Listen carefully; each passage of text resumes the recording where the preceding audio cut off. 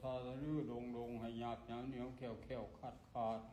อายุย่งส่งขพันซาลื้อลงดังท่องนี้ให้ซาลื้อหยาบเหนียวไปถึงเวียดจันลานสร้างพิสัตนาคณหุตอุตตมภาพวมเขาไม่ลมแบงแดนแก้วหีดำหีดังผู้คุ้ยผลเลือท่องตนออกให้ซาให้ลื้อไปหาดเท่าเห็นหัวที่ตะปูเส้นฟองจำประสักผลเลือท่องเจ็ดไตให้หยาบเหนียวแก้วแค่ขาดซาลื้อไปเอาเป็นหัวลีหีกัมพูซาขมิ้นตำพุ่นเด้อทางตะวันตกไปเจ้าหยาบเหนียวซาลื้อลงไปมอละแมงย่างกุ้ง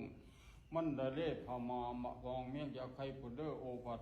โทมันเป็นจุกูกี่จังน้ำไม่ข้างบ่มพวกผู้เสาไว้ซ้ำเหรียญเฮียนออกมันเป็นไข่หอก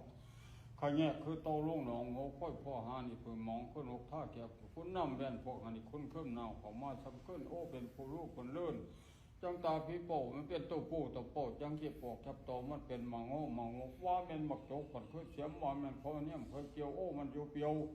คือหัวงูสาเป็นผู้พอว่าจังป่าพอสักจันค่อยพวกข้าเนี่ยเป็นลั่นจะพวกพ่อพวกตันมือนึงนั่นพวกผู้ขาไปส่งพวกข้ามเหมือนไม้ผู้เสาล่ามแบบผู้ขี่ผู้เสาไว้ตีไว้ที่เสื้อหายอีเจ้าเดียวมันเป็นยังโศกของค่อยพอให้พวกเพื่อหัวกุบสุ่มแซงซาไซโย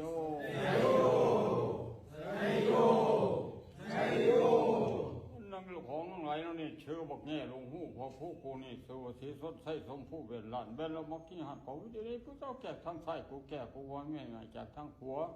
กูแก่กูปันไฟกูนัวคือฟันเหลือเขาที่ชุกกองจะเข็ดชุกกองจะขวงไปขวงสั่งไพ่ผุนเด้อตายพ้นบักตู่ผุนเด้อสู้ไปสู้เขาบักกอกสองน้องผุนเด้อกูนี่ละซื้อบักท่องผลฝ่าแบบหนาเป็นเมียผู้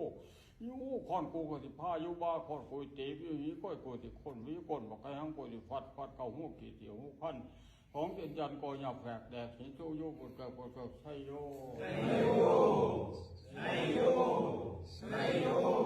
ฟุกไปช่วยไปยุ่งปวดฉินจะกินใส่ยงเงินนี้วุ่นถึงมองสังบ่ปากเห็นดากไตก็งูแก่วัดเป็นปูรู้จงเต้ากูแก่กูมันน้องจะกล้วยไตกูแก่กูปวดทั้งไล่จะขับแก่กูแก่กูแหล่จะข้าม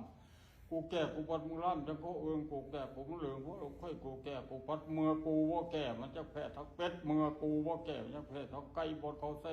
ข้าหนังบนเขาสร้างใส่หนังข้าเหนียวนี่ข้าหูครอบว่าหมายมึงดำเขี้ยวเขาข้ามมึงจะไหนเยี่ยวแก่แต่เป็นพ่อว่าเพื่อพอผมเกิดเป็นนางแพงพ่อเรียกเอาของ